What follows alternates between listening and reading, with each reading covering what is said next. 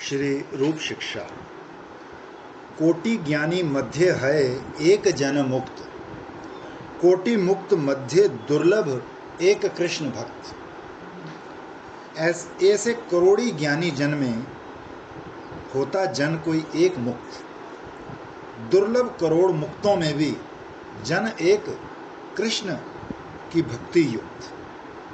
यानी ये ज्ञान के ऊपर की बात है, वो भी करोड़ों में एक। आगे भी अभी कहेंगे निष्काम कर्म भक्त जो है वो इससे भी ऊपर है, वो भी शांत नहीं है।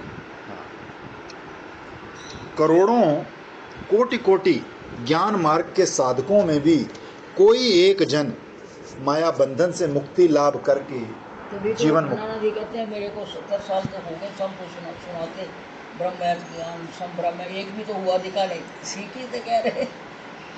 उन्होंने लिखा हुआ है कहीं, मैं पढ़ा कि 50 साल हो गए मुझे ये बोलते, कोई एक भी तो दिखा नहीं जो ब्रह्म ज्ञानी हो गया हो। तो कोटि ब्रह्म ज्ञानी कहाँ हो गया, रूप में एक कृष्ण भक्त बाहर निकलेगा। देख लो हम कितने रेयर हैं। हाँ। अपनी सामर्थ्य पहचानो। जो साधन के द्वारा सिद्धि प्राप्त कर सके, इस प्रकार के साधक नितांत अल्प। इस प्रकार जीवन मुक्ति प्राप्त करने वाले कोटि ज्ञानियों में से भी कृष्ण भक्त कोई एक मिलेगा या नहीं, इसमें संदेह है। अथवा कोटि कोटि व्यक्ति जहाँ ज्ञान मार्ग के साधन से सिद्धि प्राप्त कर सकते हैं, उनमें भी कोई एक जन सच्चा कृष्ण भक्त मिलेगा या नहीं, संदेह है। उपयुक्त 5 प्यारों में ये दिखाया है कि अनंत कोटि जीवों की बात तो दूर रही, केवल मनुष्यों में भी कृष्ण भक्तों की संख्या अति सामान्य है। कृष्ण भक्त निष्काम अतैव शांत, भुक्ति मुक्ति सिद्धि कामी सकली अशांत। निष्काम सदा श्री कृष्ण भक्त वो होता है अतैव शांत, पर भुक्ति मुक्ति के तथा सिद्धि के इच्छुक सब होते अशांत। निष्काम यानी कामना शून्य, अपने सुख की वासना को काम कहते हैं। जिनमें ये नहीं है वो निष्काम है। शांत, आत्म सुख वासना से चित्त चंचल होता है। कृष्ण भक्त में आत्म सुख वासना नहीं होती, अतः उसके मन में चंचलता नहीं होती, उसका मन स्थिर धीर होता है। तो यदि आत्म सुख दीदी इसमें ना आप महामंत्र अपने हाथ से लिख दो, है ना, वो मेरे को उसके माला के साथ भेजना, उसको इतना याद नहीं है। महामंत्र याद नहीं है, उसने कभी इतना सुना नहीं, मतलब ऐसे वो जो भेजी थी ना माला भेजनी थी कलकत्ता, उसने कभी ऐसे मैंने उसको बताया तो है। उसको हरे राम मंत्र नहीं आता, क्या पढ़ी लिखी और होता है वो इसको नहीं, हाँ नहीं, उसने कभी मतलब ऐसे मैंने बताया एक बार तो लिख के भेज। तो मतलब कि जैसे मैंने बताया ना, तो उसने उससे पहले कीर्तन सुना हुआ था, तो मैंने कहा ये वही मंत्र करना है। क्या सुना हुआ था? वही हरे कृष्ण महामंत्र कीर्तन सुना हुआ था, तो मैंने कहा यही वाला जो होता है यही महामंत्र होता है, इसी को, इनको बंगाल में रहती हैं। तो वो कहती कि एक दफ़ा फिर भी आप लिखकर भेज देना ताकि मैं ठीक से उच्चारण कर सकूँ, मुझसे गलती ना हो, जैसे हरे कृष्ण ऐसे कर। क्या पढ़ी लिखी औरत है तो ये नहीं वो तो पढ़ी लिखी और समझ गई है, पर मैंने कहा चलो वो देख कर पढ़ेगी तो आपके हाथ से लिखा होगा तो अच्छा लगेगा, ये मेरा मीनिंग था और कुछ नहीं। ये उसको सुन के तो वो याद हो गया है ऐसे, तो कहती फिर भी आप लिख कर भेजना कि भी मैं शुरू में करूँ तो मेरे से मिस्टेक ना हो, ये था। तो मैं कहा चलो एक दफ़ा लिख कर भेज देंगे तो ज़्यादा ठीक रहेगा।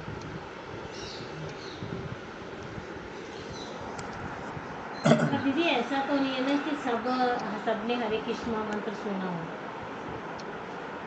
देखो महामंत्र तो ऐसा है कि कोई भी कर सकता है, सबको पता है। नहीं तो सुना हुआ तो प्रॉपर दीक्षा जैसे तुम लोगों की हुई होगी, जब तुमने सुना होगा तो वो होती है ना। नहीं तो उससे पहले तो हमने कभी महामंत्र हमने भी नहीं सुना होता, जैसे मंत्र करना है ये है। भाई ना भी सुना हो तो जो बिना किसी से सुने करेगा और करेगा तो सही, उसको मंत्र तो वही है, वो तो करने का मतलब दीक्षा दो उसको। नहीं ऐसा नहीं करना, कहने का मतलब ये है कि जो तुमको दीक्षा दी तो तुम्हें कंठी बांधी होगी और फिर हरे राम हरे कृष्ण मंत्र सुनाया होगा, वो दीक्षा होती है। तो बाकी तो कोई भी कर सकता है, भगवान का नाम तो कोई भी करता हाँ, रहे, करता कैसे है। भी करता रहे। गन्ना जट कहाँ से गया था सुनने, हम्म। गोपियों ने कौन सा मंत्र सुना था। इसको दीक्षा नहीं मानते। नहीं, मैं दीक्षा के पर्पज से नहीं कह रही हूँ दीदी, मेरा दीक्षा का मतलब नहीं है। मेरा मतलब ये है कि वो कहना चाहती थी कि मेरे को लिख कर भेजोगे तो मेरे को आसानी रहेगी, बस ये अजीब औरत है। ये है।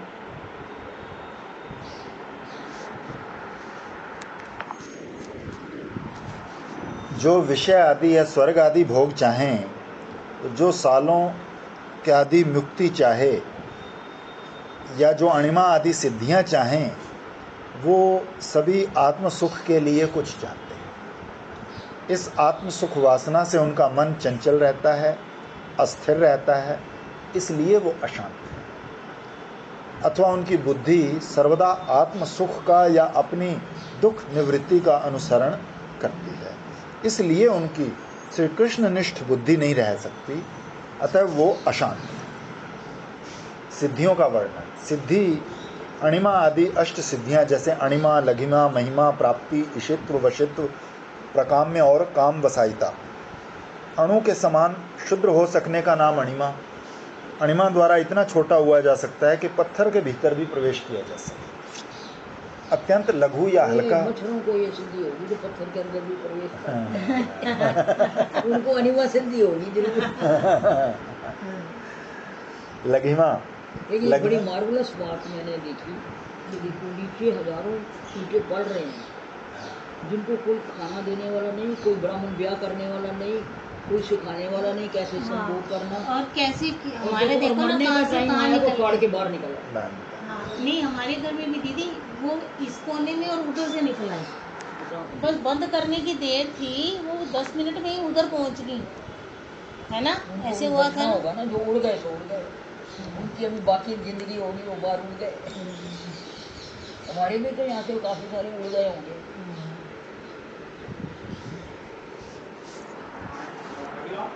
खूब बड़ा हो सकने का नाम महिमा। इसके द्वारा साधक अपनी आकृति को पर्वत के समान भी बड़ा बना सकता है। जिस सिद्धि के प्रभाव से जब जो वस्तु चाही जाए वो मिल सके, यहाँ तक कि आकाश के चंद्रमा तक को स्पर्श किया जा सके, उसका नाम है प्राप्ति। जिस सिद्धि के प्रभाव से पंचभूतों और भौतिक पदार्थों की सृष्टि आदि की जा सके, उसका नाम ईशित्व। जिस सिद्धि के द्वारा पंचभूतों और उसके कार्यों को वशीभूत किया जा सके, उसका नाम वशित्व। जिस सिद्धि के द्वारा समस्त इच्छाएं, यहाँ तक कि मिट्टी में भी जल की भांति डुबकी लगाने की इच्छा भी पूर्ण की जा सके, प्रकाम्य। जिस सिद्धि द्वारा सत्य संकल्प लाभ हो, जैसा संकल्प वैसा काम किया जा सके, यहाँ तक कि दग्ध बीज से भी अंकुर उत्पन्न किया जा सके, यहाँ तक कि दग्ध बीज से भी अंकुर उत्पन्न किया जा सके, उसको कहते हैं कामावसायिता। भाई ये तो सब सिद्धियाँ भगवान के भक्तों के आगे पीछे नाचती हैं, लेकिन भक्त उसको स्वीकार नहीं करता, क्योंकि वो इसमें पड़ जाएगा तो फिर तो सब बेड़ा गर्म। भुक्ति मुक्ति कामी की स्थिति। प्रश्न उठता है कि सालोक्य, सारिष्टि, सारूप्य, सामीप्य मुक्ति में धामोचित ऐश्वर्य आदि की कामना रह सकती है। अतः इन 4 प्रकार की मुक्ति की जो कामना करते हैं, उनके चित्त का चंचल होना संभव है। किंतु सायुज्य मुक्ति में जब अपना स्वतंत्र अस्तित्व ही नहीं रहता, तो स्व सुख वासना का अवकाश भी नहीं रह सकता। अतः सायुज्य मुक्ति कामी चंचल या अशांत क्यों होगा? तो सायुज्य मुक्ति कामी में स्व सुख कामना नहीं होती, ये ठीक है, परंतु स्व दुख निवृत्ति की कामना तो रहती ही है। वही महाराज जी कहा करते थे कि तुम मुक्त हो गए, तो बात बताओ कि भगवान को क्या फायदा? भगवान को क्या फायदा हुआ? तुम मुक्त हो गए, इसमें क्या बद देते तुम तो अपने दुख की निवृत्ति के लिए। सेवा वृत्ति नहीं है ना ये। संसार से दुख की निवृत्ति तो है, पुनर्जन्म नहीं लेना, ये भी तो चाहना है। इसका मतलब तुम इस जन्म में बड़े दुख पाए हैं, अब ये दुख वाला शरार नहीं चाहिए, तो हो गई ना स्व सुख। संसार की ज्वाला यंत्रणा से अस्थिर होकर उससे निष्कृति पाने की आकांक्षा ही सायुज्य मुक्ति के साधन में लोगों को प्रवृत्त करती है।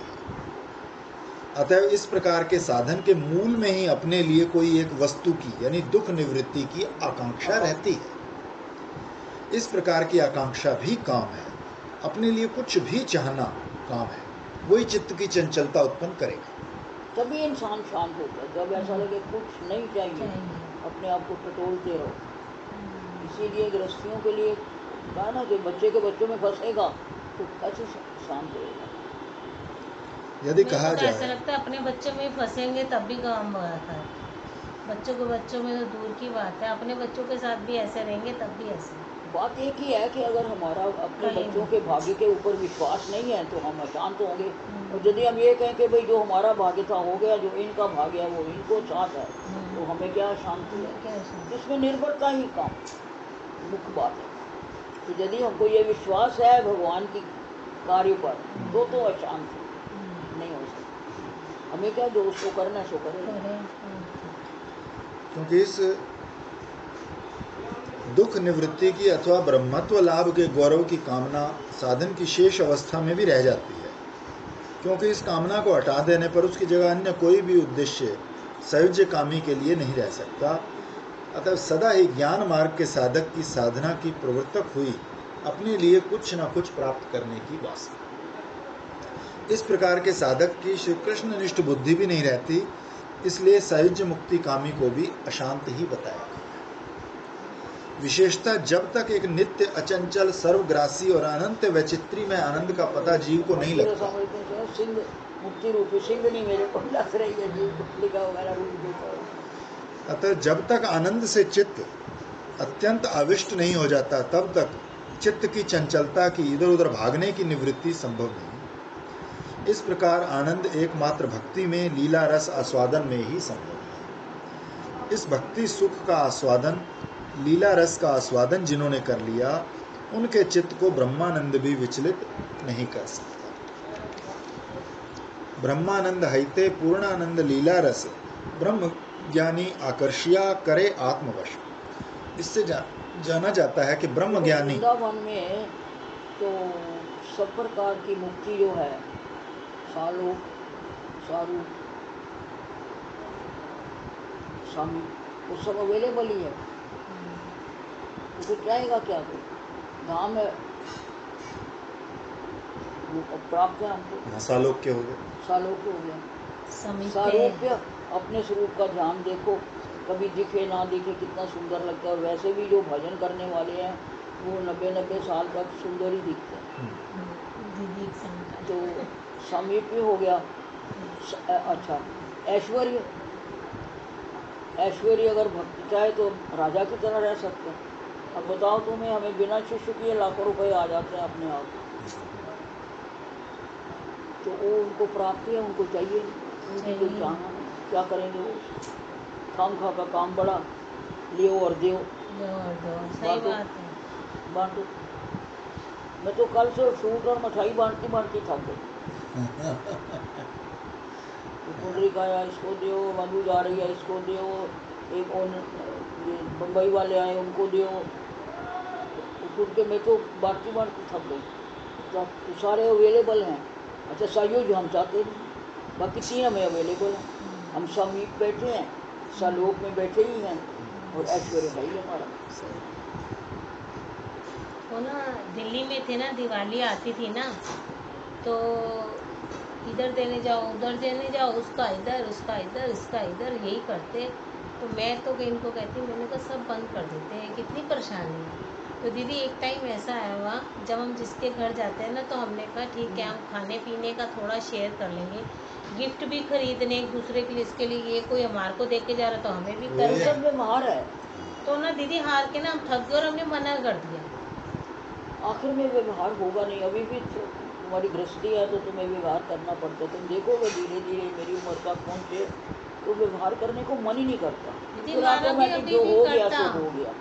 हम दिल्ली में थे, हमने तभी दिवाली अपने जाना बंद कर दिया था। उस समय हमसे नहीं होता ये सब, बहुत मुश्किल है। भक्ति मार्ग के साधक जो लोग भक्ति मार्ग के साधक हैं, क्या पन्नी मंगाई थी ना, अच्छा, जो गड्डी और है। रखो। दुख निवृत्ति की या कृष्ण सेवा सुख की कामना उनके भी साधन की प्रवर्तक हो सकती हैं। अतः प्रारंभ में अपने दुख की निवृत्ति की या स्वसुख की वासना, अपने लिए कुछ वासना उनमें भी रह सकती है, एवं अधिकांश में इस प्रकार की वासना ही वास्तव में साधन की प्रवर्तक होती है।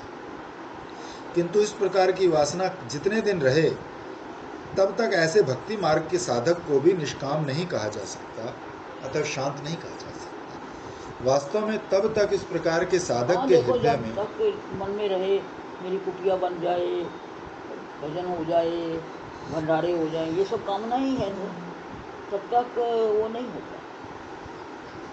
ठाकुर जी बहुत चालाक है, वो छोटी मोटी कामना पूरी करके फिर खत्म कर देते हैं। लो बना लो कुटिया, तोड़ दो।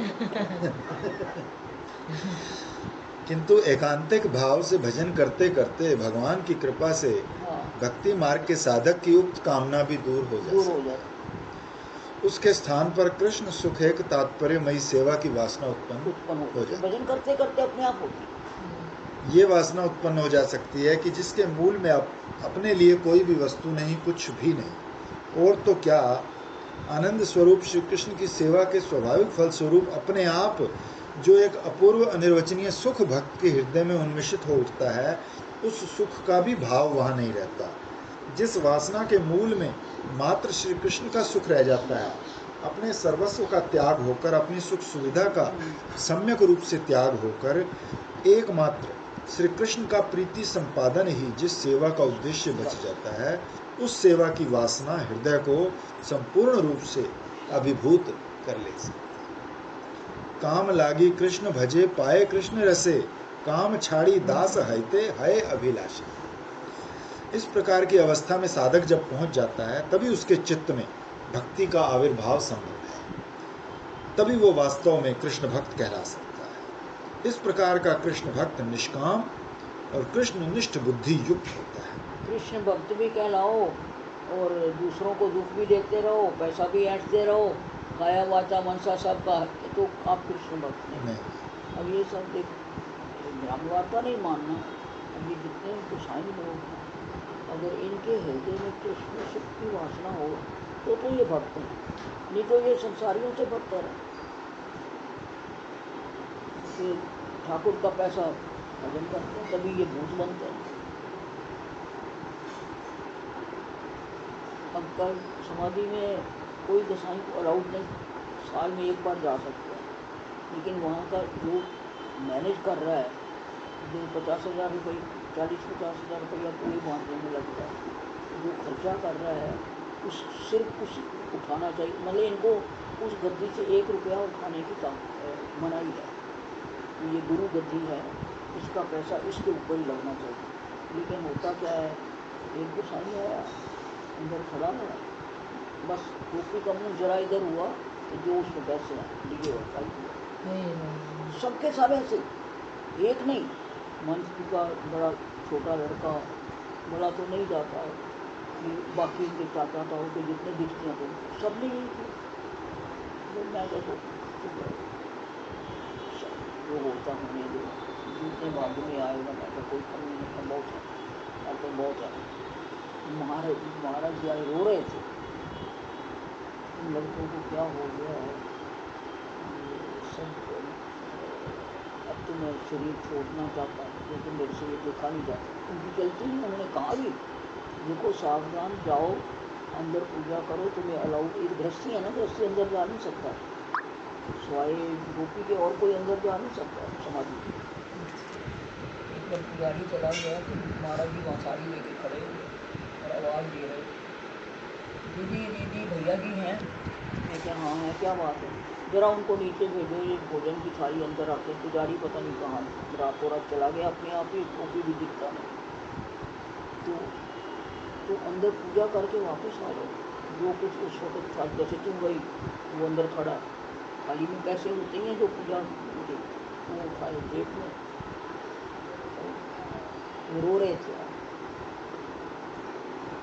गोपी को कह रहे थे, गोपी मैं क्या करूँ, मैं सबको बुला के पहले ही कहा था कि वहाँ से एक पैसा नहीं होता, लेकिन जो गया वो खा लिया। उसने कहा मेरे पास हो गया, तुम चिंता मत करो, मुझे इसकी चिंता नहीं। वो अपने अधिकार की चिंता करे, वो अपने पाप पुण्य की चिंता करे, मेरे लिए पैसा बहुत है, कोई कमी नहीं है। हाँ जी, चलो।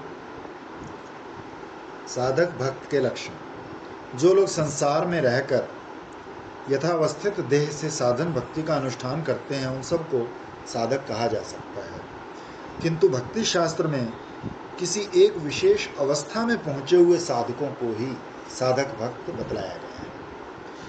भक्ति साधन में प्रेम विकास का क्रम इस प्रकार है: पहले श्रद्धा, उसके बाद साधु संग, भजन क्रिया, अनर्थ निवृत्ति, निष्ठा, रुचि, आसक्ति, रति, भाव, प्रेमांकुर भाव, प्रेम। जीव के यथावस्थित देह से इससे अधिक और कुछ नहीं होता। क्योंकि जो आगे है वो स्नेह, प्रणय, मान, राग, अनुराग, भाव, महाभाव, वो भाव और है। उससे बाद मतलब वहाँ पर या विनोद बाबा के हिसाब से तो उनको पूछा तो वो कहते हैं अरे कोई भाव भक्ति वाला ही नहीं मिला, प्रेम वाला कहाँ से मिलेगा। जैसे खंडाना जी कहा कि 50 साल में एक तो मिला नहीं जो ब्रह्म हो गया वो फिर क्या। जो हो प्रेम के पूर्ववर्ती स्तर का नाम रति है। इस रति की अवस्था जो प्राप्त कर चुके हैं उनको जात रति भक्त कहते हैं। जात रति भक्त के लिए भी अपराध से उत्पन्न अनर्थ होने की संभावना रहती है। इन जात रति भक्तों को साधक भक्त कहा जाता है। कितनी कठोर परिभाषा है। तो कहीं है ही नहीं। भक्ति रसामृत सिंधु के दक्षिण विभाग की प्रथम लहरी में साधक भक्त के लक्षण इस प्रकार दिए हैं: जो लोग जात रति भक्त हैं किंतु सम्यक प्रकार से जिनकी विघ्न निवृत्ति नहीं हुई एवं जो कृष्ण साक्षात्कार के लिए योग्य हैं उनको साधक भक्त कहते हैं। विल्व मंगल ठाकुर जैसे भक्त ही साधक भक्त हैं। बाप रे। हम तो रागानुगा अच्छा है, पढ़ने से पता लगता है कि अपना स्तर पर स्तर कहाँ है। मैं तो हूँ ही नहीं कहीं। स्तर मैं तो कहीं नहीं हूँ। निम्न स्तर। हाँ। कोई बात नहीं है, करते करते देखो ये तो जितना किया साथ जाएगा। दोबारा शुरू करेंगे वहाँ से। हाँ, परत तो जमेगी। एक परत जमी, अपने आप स्तर ऊंचा उठेगा। 4-5 सीढ़ी अब पास करेंगे, अगर नहीं काम बना तो अगले में कर लेंगे तो लगे तो। ऐसा लगता है कि प्रेम तक की अवस्था में पहुंच जाने पर भी जब तक यथावस्थित देह में साधक अवस्थित रहते हैं तब तक उनको साधक भक्त ही कहा जाता है। ये इसलिए कि उनका साधन भूत शरीर तब तक वर्तमान है और उन्होंने नित्य लीला की सेवा के लिए उपयुक्त देह की उपलब्धि नहीं की है। अच्छा, नहीं की। भाई वहाँ भी प्रवेश नहीं हुए ना अभी। अच्छा। वहाँ भी प्रवेश नहीं। भक्त के हृदय में भक्त के प्रेम का ही श्री कृष्ण आस्वादन करते हैं। जिनके हृदय में प्रेम नहीं है तो उनके हृदय में श्री कृष्ण के आस्वादन योग्य कोई भी वस्तु नहीं है।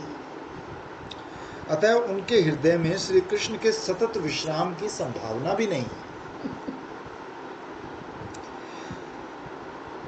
जातरति भक्तों के चित्त में प्रेम का अंकुर मात्र उत्पन्न होता है, अतः उनके हृदय में श्री कृष्ण के लिए आस्वाद्य वस्तु का अंकुर है। किंतु अजातरति भक्तों के चित्त में श्री कृष्ण के विश्राम की संभावना भी नहीं दिखती। जिस फूल में मधु उत्पन्न नहीं हुआ उस फूल पर भंवरा देखने में नहीं आता। इस लोक या परलोक के सुख भोगों के उद्देश्य से ही अधिकांश लोग कर्मनिष्ठ साधन में प्रवृत्त होते हैं, क्योंकि देह सुख के लिए ही मायाबद्ध जीव ललायित रहता है।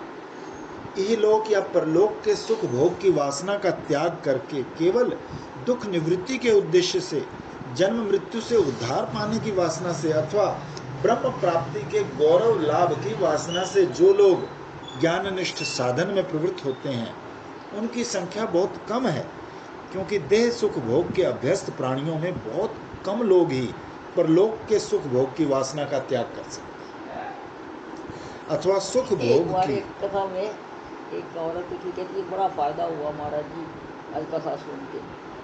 तो वो इंद्र की कोई बात थी कि वो भी अशांत रहता है। कहते हैं कि स्वर्ग के सुख, स्वर्ग की कामना हमारे दिल से खत्म हो गई।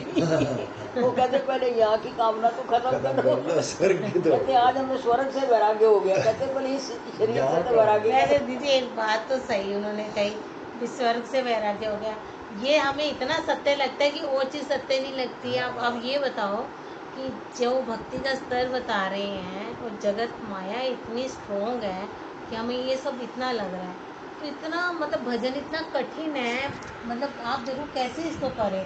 ये बोले कि हाँ इतनी माला करो ठाकुर जी मन बदल दे, उन्हीं की कृपा से बदलेगा, तो फिर ऐसा क्यों नहीं होता। इसमें लगे रहने की जरूरत है। एक बार निष्ठा का कौन जाए काम है। नैष्ठिक भजन शुरू हो जाए, हमें इसके सिवाय और कुछ करना नहीं है, इसके बिना हमें चैन नहीं, तो काम है। महापुरुषों का कहना कि दीपक की का तो वापस नहीं आएगी, क्योंकि नैष्ठिक भजन शुरू हो जाए भाई हमको अब यही करना है, बाकी तो हमारे ऊपर भक्त की सेवा है या गृहस्थी है तो उसका हम खाली पालन मात्र करें।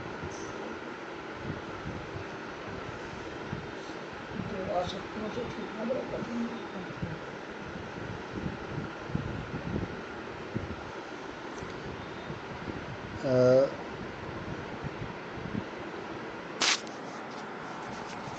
इस लोक के या परलोक, क्योंकि देह सुख के लिए ही मायाबद्ध जीव ललायित रहता है, इसलिए ज्ञान मार्ग के साधकों की संख्या कर्म मार्ग के साधकों की अपेक्षा कम होती है। पूर्वोक्त प्यार कोटि कर्म निष्ठे मध्य एक ज्ञानी श्रेष्ठ का ये भाव है। जो दूसरे के लिए आत्म त्याग कर सके ऐसे लोग जगत में बहुत थोड़े हैं। वो दूसरे के लिए त्याग कर सकते, काया वाचा मन सपर हित, कोई बात होगी ना, पर दुख दुखी सनातन कक्षा में है ना, पर दुख दुखी सनातन। संसार में हम लोग बहुत से दुख दैन्य देखते हैं। इस प्रकार के दुख दैन्य से अभिभूत लोगों की दुरावस्था को देखकर जिनके प्राण रो उठते हैं, उनकी संख्या बहुत अधिक नहीं होती। जिनके प्राण ऐसे विपन्न लोगों को देखकर क्रंदन कर उठें, उनमें से भी बहुत कम लोग दैन्य पीड़ित लोगों की सहायता करने में सचेष्ट होते हैं। जो इस प्रकार की सहायता के लिए सचेष्ट हैं, उनमें से जो अपना स्वार्थ, अपनी सुख सुविधा त्याग कर भी इस प्रकार की सहायता करने में उत्सुक हों, उनकी संख्या तो और भी कम है। इस प्रकार देखने में आता है कि इस जगत में जहाँ प्रत्यक्ष रूप से दूसरे के दुख दैन्य को देखकर उनकी सेवा में प्रवृत्त होने का एक हेतु है, सेवा के लिए अपेक्षित संवेदना भी हृदय में वर्तमान है, और जहाँ अपनी सुख सुविधा को भुलाने तक की प्रवृत्ति है, वहाँ भी अपने को भुलाकर जो दूसरे की सेवा में सचमुच लग सके, इस प्रकार के लोगों की संख्या बहुत कम है। और फिर कृष्ण सेवा की बात थी क्या? देखो जब ये आ जाता है ना कि सबके हृदय में वो है, पहले ये हृदय गम करने वाली बात होती है कि मैं इष्ट की सेवा, मूर्ति की सेवा नहीं कर रहा, इष्ट की ही सेवा कर रहा हूँ। फिर इष्ट जब थोड़ा थोड़ा हिलने डुलने हंसने लगता है, कभी आँख मार देता है, तो फिर लगता है कि भाई जब इस मूर्ति में ये है, जब उसे मैंने को लगा कि इन फीटों में ये वही तो है जो खेल रहा है, तो सब में क्यों नहीं है? फिर इसका अभ्यास करना पड़ता है, सब में वो है। तो ना बोधा जी ने कहा ना कि तीन ही बात याद रखो, नाम के ऊपर विश्वास, सब में भगवान को देखो।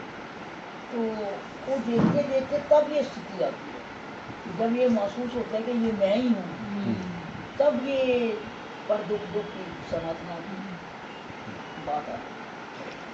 हम माया मुग्ध जीव श्री कृष्ण को देख नहीं पाते, शास्त्र आदि में उनकी कथा पढ़ते सुनते मात्र हैं, और ये भी सुनते हैं कि संसार की भांति कोई भी दुख दैन्य श्री कृष्ण को स्पर्श नहीं कर सकता। वो आनंद स्वरूप हैं, सर्वदा ही आनंद रस समुद्र में निमग्न रहते हैं।